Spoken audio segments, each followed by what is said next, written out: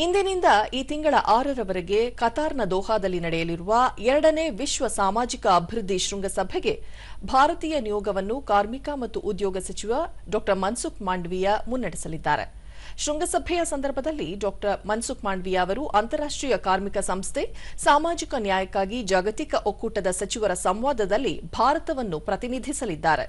ಅವರು ಸಾಮಾಜಿಕ ಅಭಿವೃದ್ಧಿಯ 3 ಸ್ತಂಭಗಳನ್ನು ಬಲಪಡಿಸುವ ಕುರಿತು ಉನ್ನತ ಮಟ್ಟದ ದುಂಡುಮೇಜಿನ ಸಭೆಯಲ್ಲಿ ಮಾತನಾಡಲಿದ್ದಾರೆ. ಎಲ್ಲರನ್ನೂ ಒಳಗೊಂಡ ಹಾಗೂ ಡಿಜಿಟಲ್ ಮೂಲಕ ಸಕ್ರಿಯಗೊಳಿಸಿದ ಅಭಿವೃದ್ಧಿಯೆಡೆಗೆ ಭಾರತದ ಪರಿವರ್ತನಾ ಪಯಣದ ಮಾಹಿತಿಯನ್ನು ಹಂಚಿಕೊಳ್ಳಲಿದ್ದಾರೆ. ಸಚಿವರು ಕತಾರ್, ರೊಮೇನಿಯಾ, ಮಾರಿಷಸ್ ಮತ್ತು ಯುರೋಪಿಯನ್ ಒಕ್ಕೂಟದ ಸಚಿವರೊಂದಿಗೆ ಹಾಗೂ ಅಂತಾರಾಷ್ಟ್ರೀಯ ಕಾರ್ಮಿಕ ಸಂಸ್ಥೆಯ ಮಹಾನಿರ್ದೇಶಕರು ಮತ್ತು ಹಿರಿಯ ವಿಶ್ವಸಂಸ್ಥೆಯ ಅಧಿಕಾರಿಗಳೊಂದಿಗೆ ದ್ವಿಪಕ್ಷೀಯ ಸರಣಿ ಸಭೆಗಳನ್ನು ನಡೆಸಲಿದ್ದಾರೆ. ಕಾರ್ಮಿಕ ಮತ್ತು ಉದ್ಯೋಗ ಸಚಿವಾಲಯ, ಭಾರತೀಯ ವ್ಯವಹಾರ ಮತ್ತು ವೃತ್ತಿಪರರ ಮಂಡಳಿ ಜಂಟಿಯಾಗಿ ಆಯೋಜಿಸಿರುವ ರಾಷ್ಟ್ರೀಯ ವೃತ್ತಿ ಸೇವೆ ಪೋರ್ಟಲ್ನಲ್ಲಿ ನಡೆಯುವ ಕಾರ್ಯಕ್ರಮದಲ್ಲಿ ಸಚಿವರು ಭಾಗವಹಿಸಲಿದ್ದಾರೆ.